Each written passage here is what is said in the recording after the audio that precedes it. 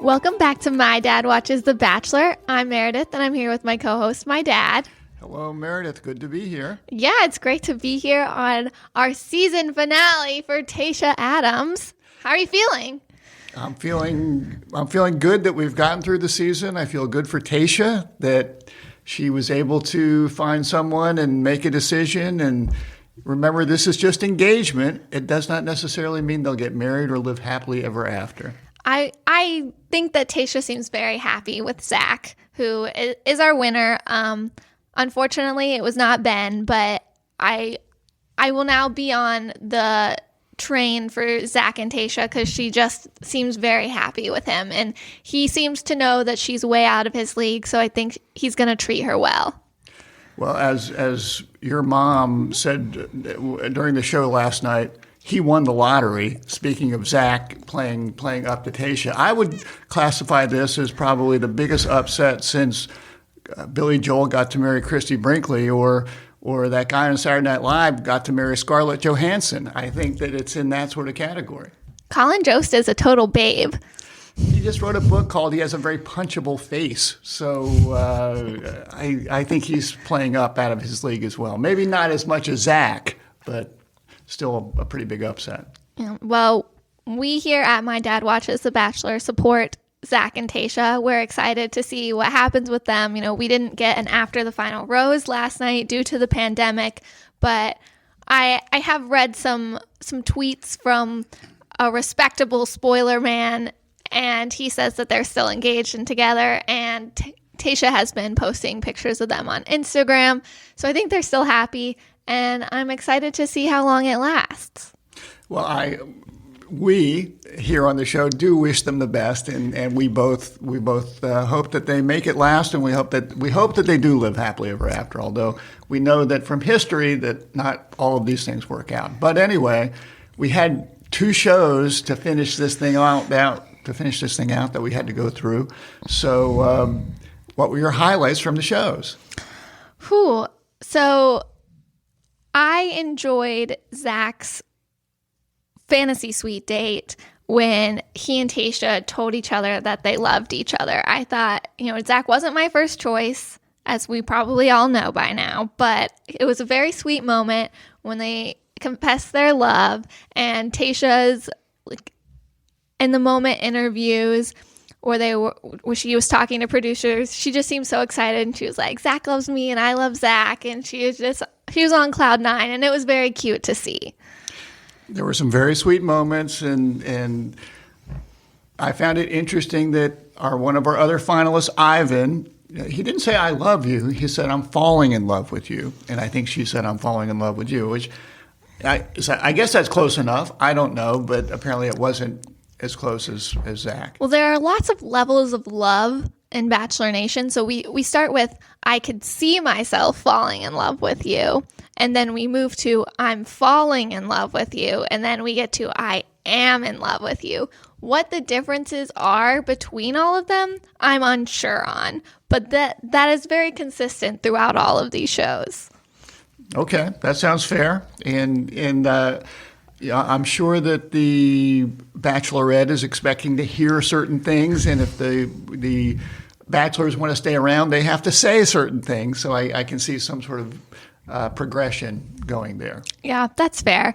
Another high of mine was the final 3 answering a big question I've always had. Are the fantasy suites back to back to back? So the way the guys were talking, it was like one guy was leaving Tayshia in the morning after breakfast. They would all convene, and then the next guy was going on his date that same day. And it could have been editing or something the producers were telling the guys to say, but I think it's funny to believe that the fantasy suites are 3 nights in a row, and Tayshia's just taken one after the next after the next. Well, see, I noticed that as well. I did categorize it as a low light. And I wrote, how much time between these fantasy suite dates is there enough time to actually take a shower? I'm asking for my friend Brendan, who seemed just we got to see Brendan melt down, and I'm sure we'll get to talk about that a little bit as we go forward. I'm not so I mean, the shower is a good point if these are back to back to back, but I would be more concerned with the lack of sleep that it seems Tayshia's getting. 'Cause, Ivan was like, oh, we didn't sleep at all last night. We stayed up talking all night. Like, if I was staying up past 1 a.m., I would need a full day to recover. I think if you stay up past 11 a.m., 11 p.m., you might need a full day to recover. But that's a good point, and rest is important, and hygiene is as well. So I hope that they had time to. I hope they spread that out a little bit. It made me a little uncomfortable. So my last high is Ben coming back to confess his love for Tayshia. I think I will speak for all girls. I don't know if I can, but it is every girl's dream to have Ben Smith, the hunky god that he is, come back after you've sent him home and be like, no, I'm in love with you. Like, I want to be with you. Like, I was just thrilled. And then afterwards, Tayshia going in for the first kiss. We watched the episode together last night. I audibly screamed. I was so excited that she did that. And Ben coming back and getting to be part of the final two. I don't know if this has ever happened before, that Tayshia sends someone home and then he comes back and he gets to be part of the final. I've never seen that. He came back from the brink, and throughout the episode, I just sort of felt like did he do enough to deserve to get there to the final two, and that the other people had gone more through the process. He missed some things. He missed Fantasy Suites, and then he seemed to get welcomed back a little too easily, in my view. I did put down as a highlight for me, as Ben left pretty much because at a time he should have told Tayshia that he was in love with her. He sort of froze, and there were words that she wanted to hear that he could not say. And then he comes back to say what he needs to say, and good for him. I'm glad that he was able to do that, saying that I love you. And then he really can't stop saying I love Tayshia. He's telling the mom, the dad, Chris Harrison, probably the chauffeur in the limo that was driving him around. He just can't seem to stop saying it. So I found that a little bit funny. I thought it was cute. It was cute. And I might have said that was my last high, but I actually have one more. Zach and Tayshia leaving their engagement by hailing their New York City taxi. I quite enjoyed that. That was cute. I guess he, bringing the taxi there, he must have been confident that she was going to say yes, and as I thought he should be at that point in time. Well, I don't think that the taxi is Zach's personal taxi. Well, so what? The people, he didn't tell the people, hey, make sure you bring the taxi because I have this idea. You think that the producers said, hey, wouldn't this be cute? Maybe a combo of it, but I don't think the taxi would be there if he was getting dumped. I don't think they'd make him walk out in his taxi alone. Although that would have been pretty funny.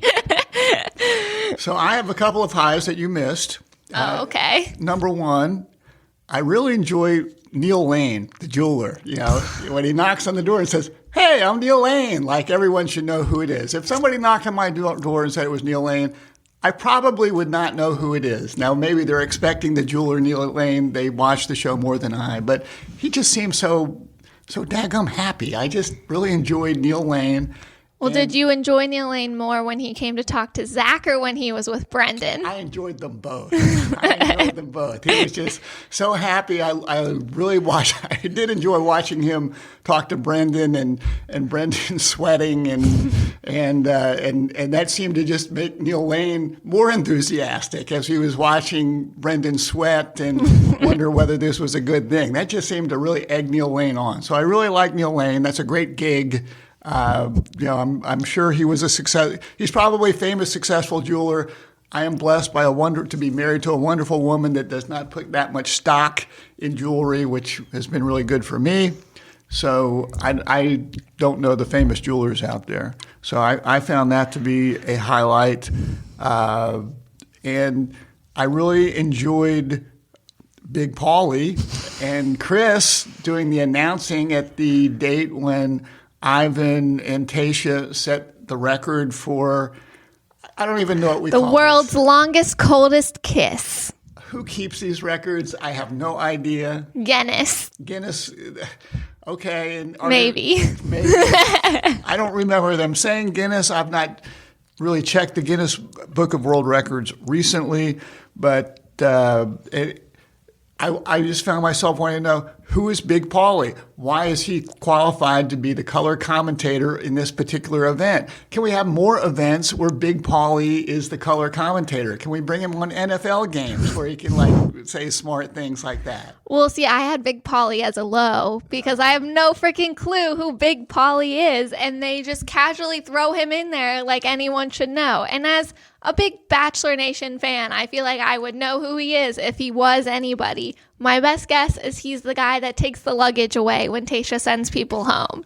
It's not like in a pandemic they have a lot of options to say, let's bring in, there is a color commentator in Iceland who actually does this sort of work, but unfortunately because of the pandemic he can't travel. So let's grab the luggage guy and call him Big Paulie. I think they should have called in Bennett. Bennett? Yeah, Bennett would have been better. Big Polly had no idea what was going on, and how does he become a longest coldest kiss expert? I don't see that man kissing many people for very long. I think that just made it even better to think that he would be the person, and I think we should find other events to include Big Paulie in them. Well, maybe he'll be going to Nemacolin with Matt James, and we'll get to see some more of him. We can only hope. All right. Do you have any other highs? Those are my highs. Those are your highs. Okay. Well, since you started my lows with Big Polly, I'll keep going there. A low for me, I really enjoyed the setup for Ivan's fantasy suite in the little camper. I thought it was pretty cute. Like, it's something that I could go to the mountains for and pay to go glamping in. I could see myself doing that for a weekend. But as a female, my mind immediately went to the bathroom situation. That's a very little bathroom right next to a very little bed. What if one of them has to go number 2? That was just going to be a mood killer. Maybe that's why Ivan got sent home, because he pooped in front of Tayshia. That didn't cross my mind, and I really don't want to spend that much time thinking about it. So I think you probably really disturbed anyone still listening to the podcast. But keep going. There's really no hiding what's going on in that bathroom. And, first time spending the night with a guy, that's not, I want to be able to hide.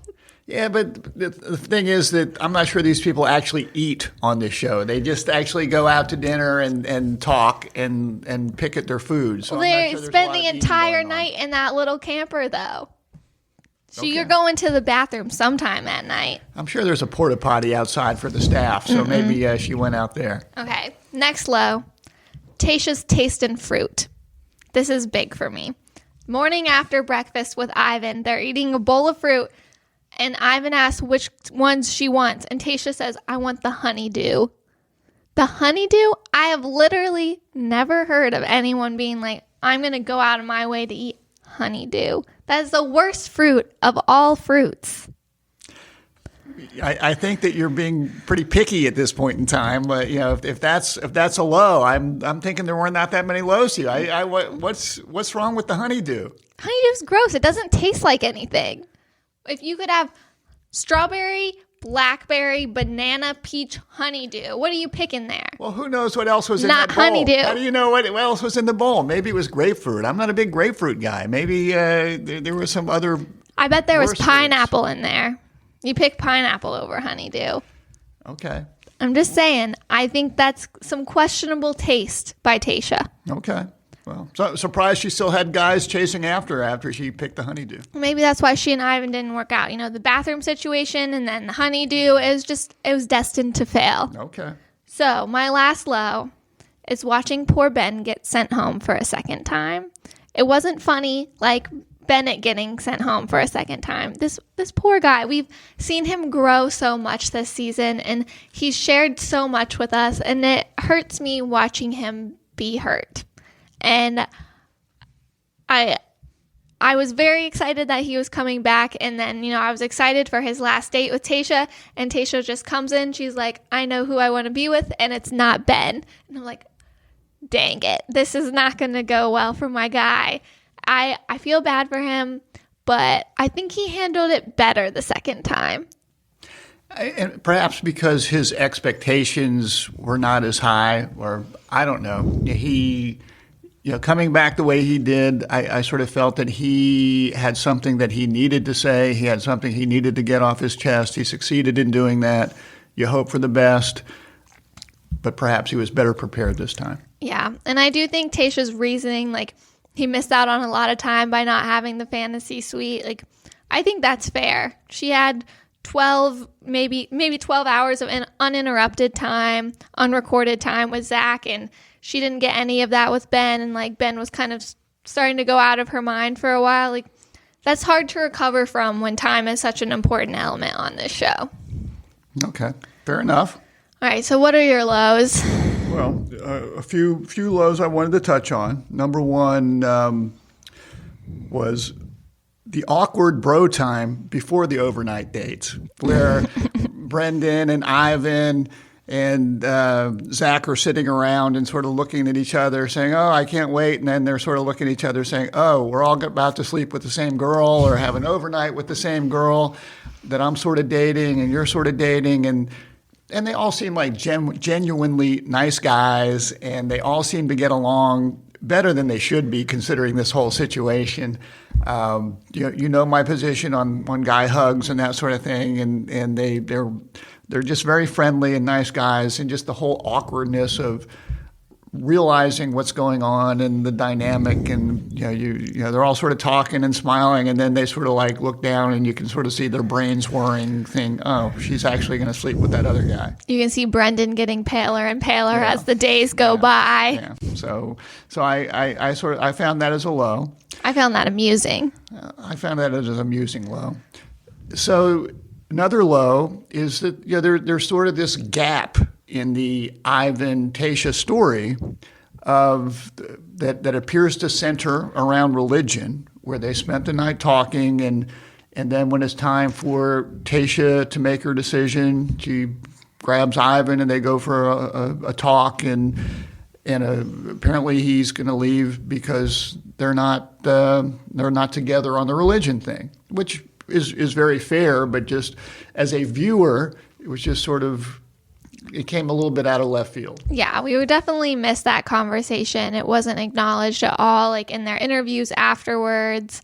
Tayshia saying she's a very religious person, and I'm assuming that Ivan's not, based off of them separating because of those differences. But Ivan's an aerospace engineer, so he's probably more of a math and science kind of guy. But I agree. Like, I think that we deserved more of an explanation there. So I just found a little bit of a gap there to be disconcerting. And my final low was the proposal location. We're in this wonderful, beautiful resort, but when it's time for Zach to make his proposal, we're going to Death Valley, somewhere out in the desert. It looks like there are dead animals probably all over the place. It looks like Walter White must have a meth lab right around the corner. And it just seemed to be unnecessary to go out in the desert, where I'm sure we could have found a nice place there on the resort to do it. It reminded me of The Lion King, where Scar and the hyenas live. There could have been hyenas or other wild animals just around the corner chewing on the bones of... like elephant carcasses. Or Brendan or somebody else that got thrown off there. Yeah, you did say it looked like the part of Survivor at the end where the finalists go through the island and reminisce on all the contestants that they voted out and then burn all of their names as an honor to them. So I think that's a new element that should be added to the show. Final Two gets to go through and look at all the names of all the fallen men and really reminisce on that and be like, we beat you. They could go by and say, remember that Youssef guy? He was crazy, wasn't he? And think about all the fun times we had there. So poor Jason, how Claire emotionally destroyed him. Yeah, boy, she really put him through the ringer. I hope he's okay. Yeah, I think this is something that we should probably talk to Chris Harrison about. Well, hopefully he's listening to the podcast and they can incorporate some of our ideas into future shows. Perfect. Okay, right reason. I feel like we're going to agree on this one. I think Brendan is our right reason of these two episodes. Brendan, before his fantasy suite date, he told Tayshia that he was going to leave because he needed time to heal and grow and he wasn't ready to commit. You know, he has a lot of pain from his last divorce that he's not over, and he knows that he's not ready to give Tayshia what she needs. And I think that was very big of him to be upfront with Tayshia about, you know, Tayshia acknowledged it too. She's like, I'm glad he told me now rather than like if we were already engaged, that would have really sucked. But I think in hindsight, you can see it coming, but I didn't really see it coming. You know, he had the date with Neil Lane where they're picking out rings and looking at different engagement rings, and Brendan's getting paler and paler, and you know, we're sitting there like, oh, is he gonna throw up? Like, is he gonna pass out? This is not looking good for him. And so I thought he was just, you know, having some last minute nerves, but I wasn't expecting him to actually be like, yo, I'm out of here. Well, and that was my right reason as well, and I didn't expect it until we got to meet Neil Lane and start looking at rings and see how he was reacting, because the foreverness of marriage seemed to be really hitting him across the face, and he did not seem to be dealing with it well. You know, part of me wondered, well, did it take this long for you to get to the point where you recognized these feelings? You know, did you not understand that coming onto the show, or maybe some things that happened on the show helped you realize this? And I will say some guys might have shared that revelation after the fantasy suites. He did not, so good for him. Mm-hmm. You know, I thought that was classy on his part. Yeah, and he seems like a very nice guy. Again, in my view, a little bit out of his league with Tayshia, but you know, kudos to him for recognizing that he was not ready and sharing that with her. Mm-hmm. I agree. It kind of takes me into my wrong reason too, which is the producers. I feel like they really screwed Brendan over there. They're like, oh, we know that he is having some doubts. Let's make his debut with Neil Lane looking at wedding rings just to really push him over the cliff and see what happens. I feel like the producers really did him dirty there. And also, some wrong reason, I feel like we had some editing continuity issues last night.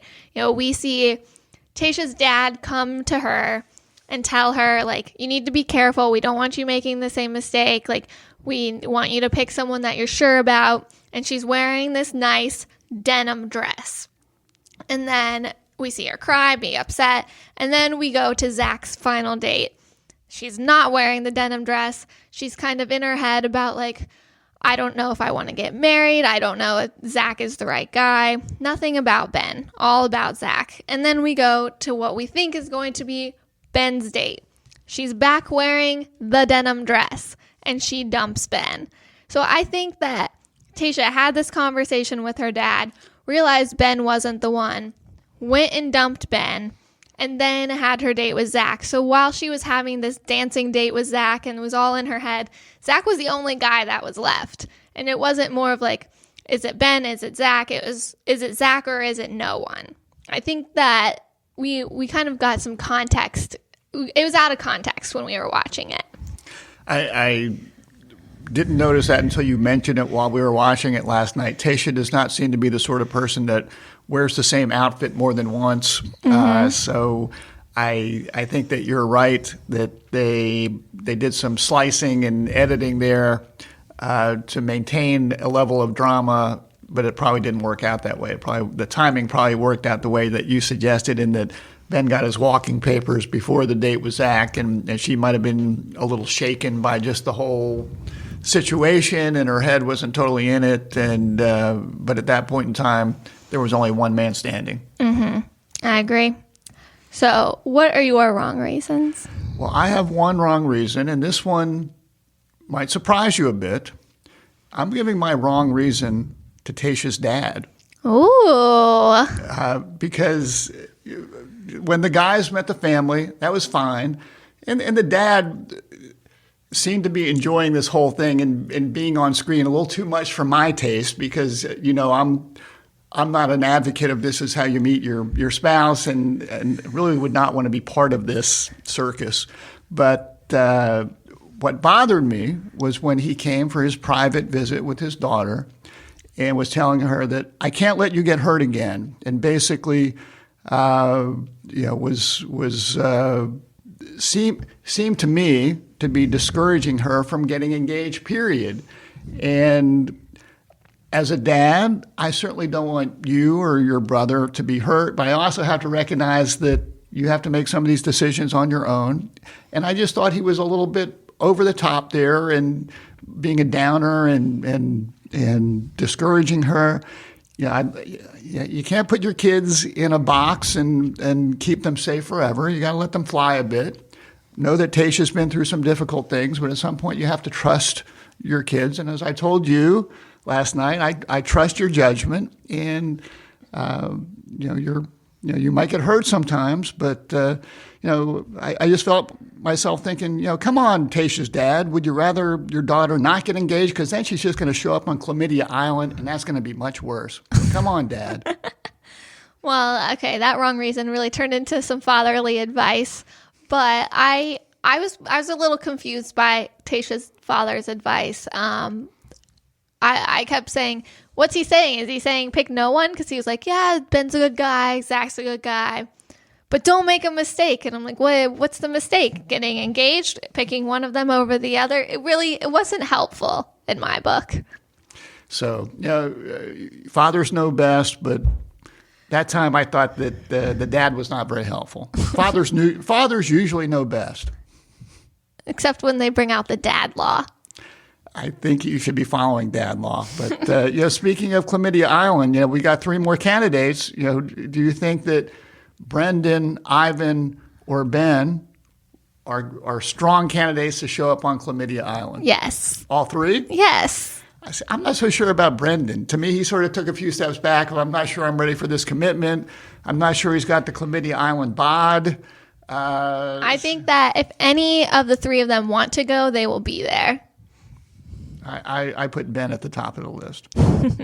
So my MVP of the finale obviously has to be Zach and Tayshia. They're a very cute couple. I'm very happy for them. I hope that they have a long, happy life together and that Zach actually does want to have babies and that doesn't cause them to break up when he decides he doesn't. But I have to give an honorable mention to my boy Ben Smith. I was most excited about everything involving Ben these past 4 hours of The Bachelorette. He's my overall season MVP and stud muffin. And I'm excited to see what the future holds for him in Bachelor Nation and as an influencer. Well, good luck with that. That's an interesting vocation. I did get a question. People can now email us on mydadwatchesthebachelor@gmail.com. Or you can DM us on Instagram for those of you who know how to do that. That's right. You can do that as well on the Instagram. So here's the question. It just came in this morning. If all of the men in The Bachelorette went to a different part of La Quinta Resort, would that be called Gigolo Island or the Island of Misfit Boy Toys? It's a question I just got. Do you have a response? I don't know how to answer that. It seems very festive, the Island of Misfit Boy Toys. I like that. Maybe that could be a new name for Bachelor in Paradise. As opposed to Chlamydia Island? Yeah. Okay. Well, we'll workshop that. Okay. Well, that was an interesting question. It just came in. I think we had another question, too. Well, we did get a question of whether Claire and Dale were still together. And the answer is a definitive yes. You can see that all over their social media. There have been rumors that Dale has been stepping out on Claire a little bit with some other women in New York City, which I would not recommend because I think Claire would actually cut off his genitals. But they are currently together. Well, I hope that they're together. I hope that they're happy. I do worry because I think that Claire is a handful and that unless Dale is very, very attentive, things are not going to work out well there. I agree. So I wish them luck. So glad that you could answer that as well. All right. Do you have any fatherly advice to wrap up Tayshia's season? surprisingly, I do have a little bit of fatherly advice. Number one, if you're in love with somebody, you really need to tell that person if you want to be able to sleep at night. And I'm thinking about poor Ben, that if your heart's really there, you need to share it. You don't want to go through life having the sort of misgivings there that of what you should have said or what you should have done. So I'm glad that he was able to come back and say that, because I think that's going to be good for him in the long run. Secondly, if you're serious, if you're having a serious relationship with somebody, you're going to get engaged or married, you really should talk through the big issues like kids, like religion, like where are we going to live, what are we going to do, which I just hate to say this, but that was advice that JoJo told Tayshia, and I'm not a big JoJo fan, so but I had to agree with her there. JoJo knows what she's talking about. She and Jordan going strong. So anyway, kudos to JoJo, and I'll steal that for some fatherly advice. Last thing, don't find your future spouse on a reality show, please, Meredith. Don't do it that way. Do it the old-fashioned way. Find that person that. In a bar, at church or your religious institution or somewhere. I understand you kids have these apps today. Whatever. Don't go on a reality TV Well, show. Here's the thing. I just can't make any promises. If Ben is our next bachelor after Matt James, someone nominate me, please. Or not. All right. Well, I think that's all we've got to finish up Tayshia's season. It's been very fun. I've quite enjoyed it. It's been a nice break from the pandemic. Well, it's been fun. We encourage all of our listeners to subscribe to our podcast. You can subscribe on Spotify, Apple, iTunes, wherever. And if you're enjoying it, which if you're still listening at this point, we hope that you are, give us a good rating, and we want you to support all of the Mesh podcasts. So check out themesh.tv, because they've got a lot of cool podcasts going on there as well. And we're going to do this again because we don't really get much of a break. Yeah, Matt James' season starts in less than 2 weeks. So we are very excited. We're going to have some podcasts for the preseason out soon, going over our intro to Matt James, looking through his women, making our top 4 picks, which I'm going to spend a lot of time doing because I have embarrassed myself thoroughly this season with my top 4. But it's going to be a fun time. We don't have much time to waste. Well, I look forward to spending time with you, and if I have to watch these shows to do it, I'm willing to do that. All right, so join us next time as we dive into Matt James' season of The Bachelor from the right perspective and my dad's.